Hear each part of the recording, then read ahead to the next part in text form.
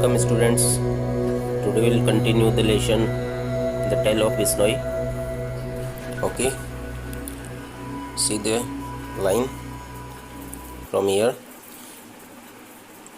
In the year 1451 AD, during the reign of Rao Jodaji, one of the bravest of the Rathod kings, an extraordinary child was born in the village of Pipasar. His father was the headman Thakur Lohat, and his mother was Hansa Devi. यानी कि 1451 सदी में राव जोधाजी का शासन उस क्षेत्र में था, जो कि बहुत ही महान एक राठौड़ सरदार हुए हैं, राठौड़ राजा हुए हैं।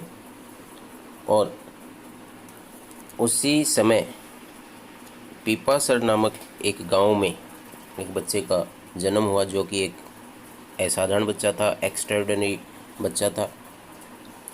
और उसके पिता, जो कि गांव के हेडमैन थे, सरदार थे, ठाकुर थे, जिनका नाम था लोहट, और उनकी माता का नाम था Hansa Devi. The boy was called Jambaji. उस बालक को जम्बाजी कहा जाता था। As a little boy he was given the task of looking after his father's large herd of cattle and सीप।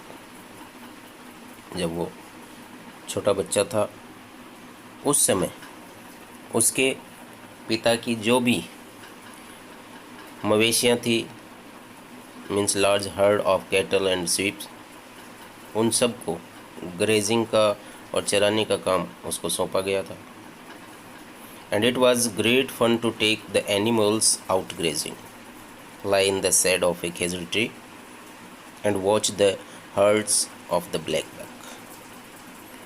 और उस समय जानवरों को चरते हुए देखना और खेजड़ी पेड़ के नीचे और उसकी छाया में ब्लैक बक्स को देखना, या उनके जो झुंड थे उनको देखना उसे बहुत ही आनंददायक लगता था।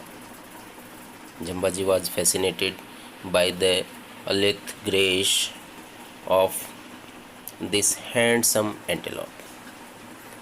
एक्चुअली इस तरीके से तेज़ चलने वाले जो एंटेलोप होते थे, बहुत ही हैंडसम, वो वाकई शानदार लगते थे।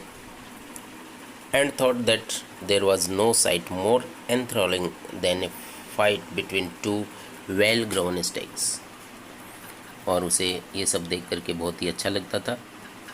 और उससे भी अच्छा, जब दो वयस्क 12 सिंहों की जब लड़ाई वो देखते थे, वो जो दृश्य उनको दिखाई पड़ता था तो बहुत ही अच्छा लगता था। When Jambaji was 25 years old, a great disaster overtook the whole realm. Means जब उनकी एज, जम्बाजी लगभग 25 ईयर्स ओल्ड थे, उस समय वहाँ एक बहुत ही बड़ी विपदा उस क्षेत्र में आ चुकी थी। मीन्स बहुत बड़ी समस्या, प्राकृतिक विपदा वहाँ आ चुकी थी। The small quantity of rain that use to come regularly ceased all together. Means जो थोड़ी बहुत मात्रा में बारिश होती थी, वो भी अब आना बंद हो चुकी थी।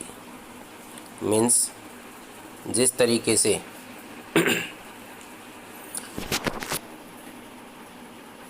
वैसे ही रेगिस्तानी भाग था और रेगुलर बारिश नहीं होती थी, लेकिन जो भी कुछ थोड़ी बहुत बारिश होती थी वो भी आना बंद हो चुकी थी। The worst suffers were the kettle. और सबसे ज़्यादा समस्या थी पशुओं के लिए, एनिमल्स के लिए, क्योंकि वो सबसे ज़्यादा सफ़र कर रहे थे इस दुख को, इस कष्ट को। In the first year of drought they could eat the bajra stored in the house. पहले साल में जब सूखा पड़ा, उस समय लोगों के घरों में जो बाजरा इकट्ठा था उसको खा करके उन्होंने काम चलाया। Second year was very bad. दूसरा साल उससे भी ज़्यादा कष्टदायक था। There was not a blade of grass left standing anywhere. अब तो वहाँ घास फूस भी नहीं बचा था, यहाँ तक कि घास के पत्ते भी दिखाई नहीं देती थी। People hacked at any trees they could find and fed the animals on the leaves. लोगों ने वृक्ष काट डाले, वृक्षों को काट करके उनके पत्ते जानवरों को खिलाए। But even so there was not enough browse for all the hungry animals. लेकिन फिर भी भूखे मरते इन जानवरों के लिए पर्याप्त चारा नहीं था। And the drought continue for 8 consecutive years. और इस तरीके से ये जो सूखा था ये कंटिन्यू 8 साल तक ऐसा ही चलता रहा उस क्षेत्र में। The people had hacked the last bit of foliage from all the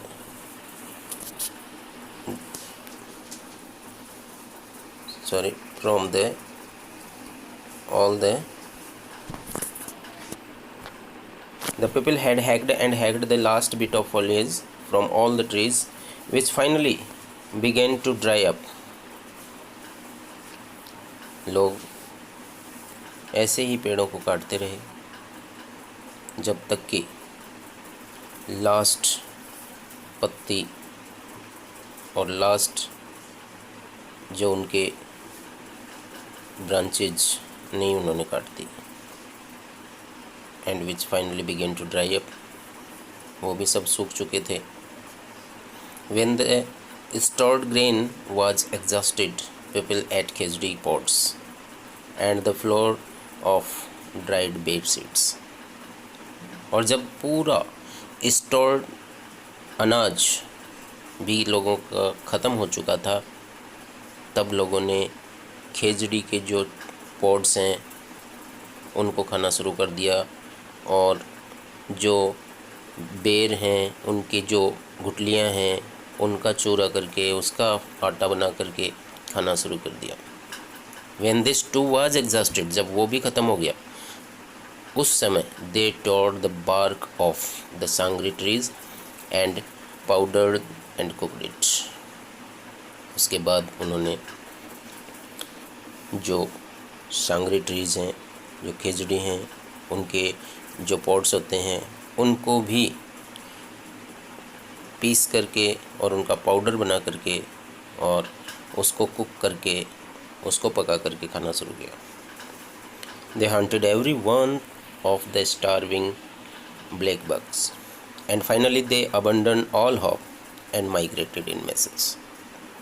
और उसके बाद उन्होंने जो भी ब्लैक बग थे, हिरन वगैरह थे, उनकी शिकार की, और जब अंत में वो भी ख़त्म हो गए तो सारी आशाओं को छोड़ करके और वो वहाँ से उस क्षेत्र से माइग्रेट कर गए।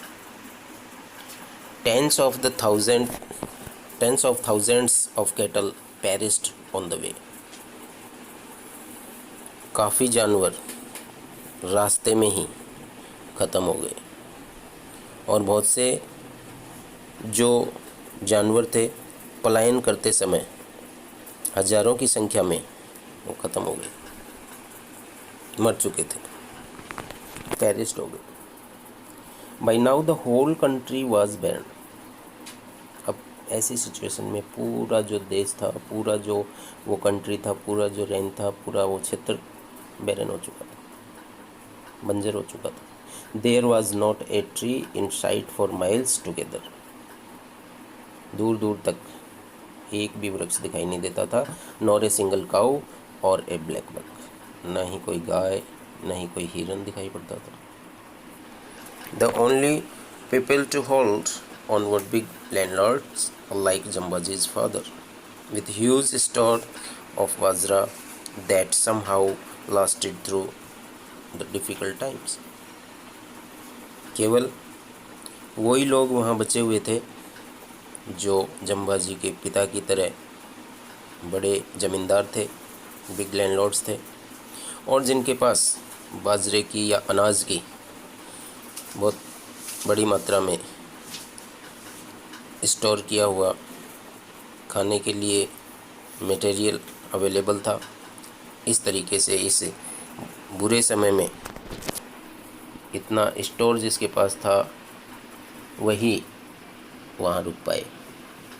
तो जिनके पास बहुत बड़ा भंडार भरा पड़ा था, जो ज़मींदार लोग थे, वही बच पाए और वो ही वहाँ रुक पाए।